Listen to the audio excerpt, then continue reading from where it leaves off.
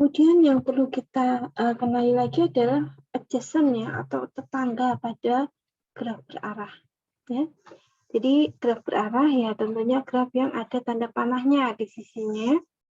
Jika kita punya graf berarah dengan notasi U, V, ya, ini adalah sisi ya, sisi dari satu graf G, U, V.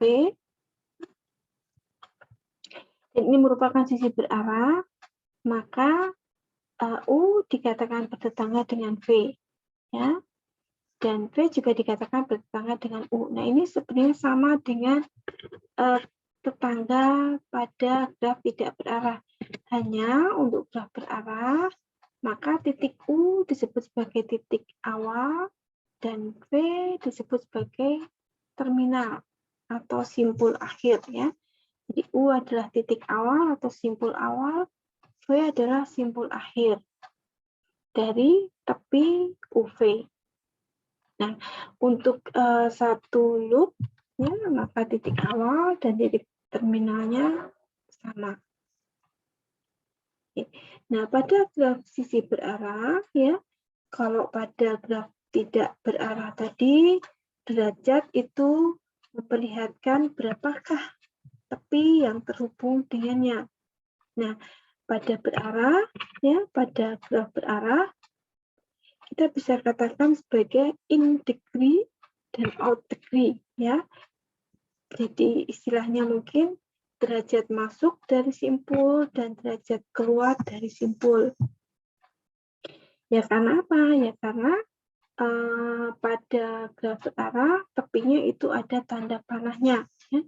Bisa keluar dari simpul, bisa masuk dari simpul. Nah, untuk lambangnya kita bisa gunakan dik kemudian pangkat min 1, ya. Oke. Bilangan adalah bilangan lambang dari tepi ya, dengan V sebagai simpul terminalnya, ya. Ini berarti masuk ya, masuk. Kemudian derajat keluar dilambangkan dengan dik positif V, ya.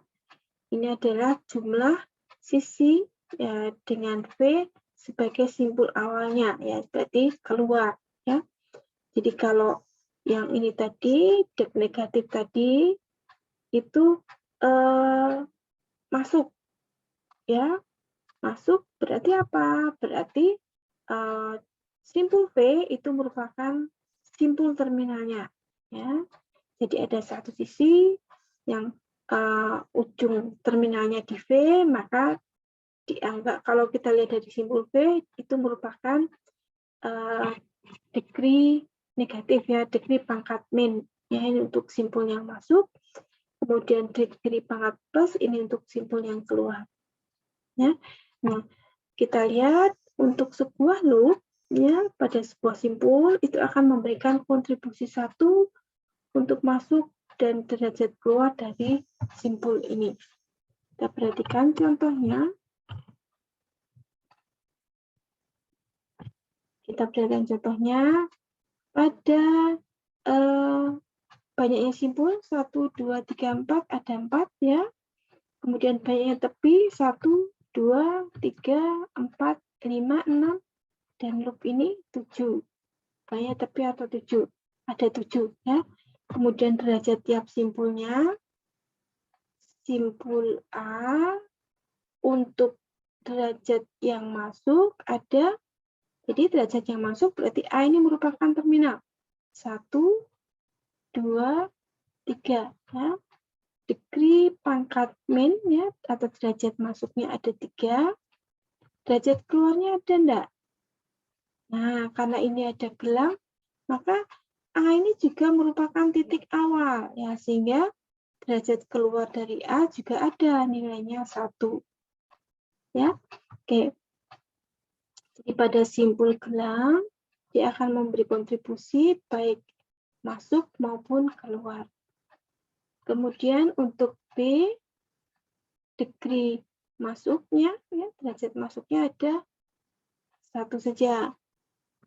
Nah, ada 1 saja. keluarnya ada 2. Ya. Nah, demikian seterusnya. Ini untuk graf berarah. Ya. Oke. Kemudian subgraf atau upgraf. Ya. Jadi definisinya secara gampangnya ya. Jadi kalau kita punya graf, ya, kemudian kita bisa hilangkan simpul, ya, satu simpul beserta tepi yang insiden dengannya, maka kita akan mendapatkan yang disebut dengan subgraf atau upgraf. Contohnya seperti ini, ya. Jika saya menghilangkan simpul D, tentunya beserta tepi yang terkena simpul D, jadi ini saya hilangkan, ini dihilangkan, ini dihilangkan, ini dihilangkan, saya mendapatkan subgraf yang sebelah kanan ini atau upgraf. Jadi ini yang sebelah kanan ini merupakan subgraf dari graf yang sebelah kiri. Ya. Kemudian union. Nah, kita bisa juga menggabungkan 2 graf. Ya. Oke. Misalkan graf sederhana G1 ini, ya, kemudian graf yang kedua ini, kita gabungkan, kita union, ya kita gabungkan, ya kita dapatkan graf yang ini. Ya. Oke, kita satukan, ya, kita satukan. Oke.